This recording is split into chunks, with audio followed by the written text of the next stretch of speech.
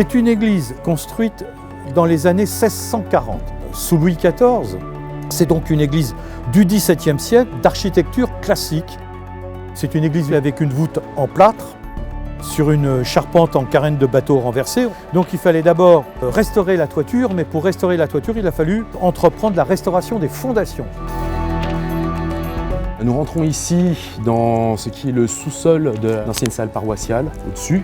Et ma mission ici est de surveiller ce fameux terrassement Dans le cas de découvertes archéologiques, car nous sommes ici à proximité d'un édifice classé monument historique, au passé très riche, une église, et à l'emplacement d'un des anciens cimetières.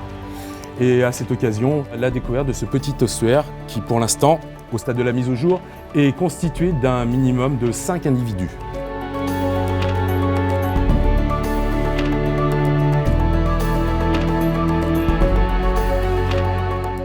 On arrive après le chantier, après l'opération fouille archéologique, on arrive avec les caisses de matériel, on arrive avec les données de fouille, les archives, et donc c'est ici commence vraiment le travail d'enquête sur ce qu'on vient de fouiller. Donc le but, ça va être de nettoyer chaque os, un par un, comme on vient de faire avec le fémur droit de l'individu, et on va identifier après chaque os. On sait aussi que l'église a beaucoup été refaite pendant près d'un millénaire et que les cimetières se sont installés directement près de l'église. Donc on est sûr qu'il y a des gens qui ont été enterrés entre environ le XIe siècle et presque aujourd'hui.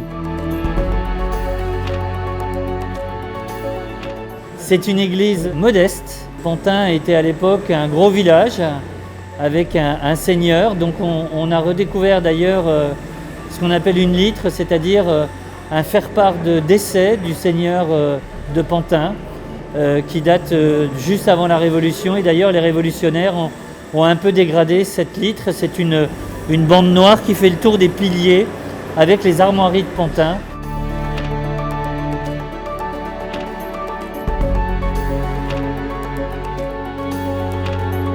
On dégage les couches successives de décors, enfin de badigeons modernes pour retrouver le décor ancien.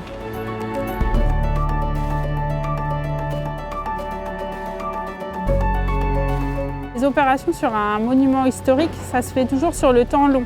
Les toutes premières études, notamment les études historiques et les diagnostics techniques, ont été démarrées en 2012. Alors là, en fait, on est au démarrage de la deuxième phase. C'est un chantier qui dure 3 ans, donc il y a déjà 1 an de chantier derrière nous. Donc pendant la première année, en fait, il y a eu la démolition des annexes côté avenue Jean Lolive. Et puis, il y a eu tous les renforcements structurels, avec des confortements au niveau des fondations et des confortements des murs.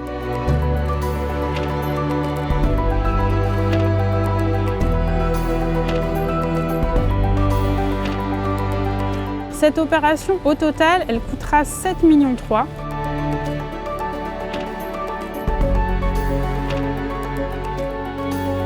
C'est donc une église qui est inscrite dans l'histoire de Pantin et qui, à la fin de la rénovation, ressemblera à une belle petite église de la banlieue parisienne, bien refaite, beaucoup de modestie, beaucoup de sobriété, mais en même temps beaucoup d'élégance et beaucoup d'attachement, je pense, de la part de nombreux Pantinois.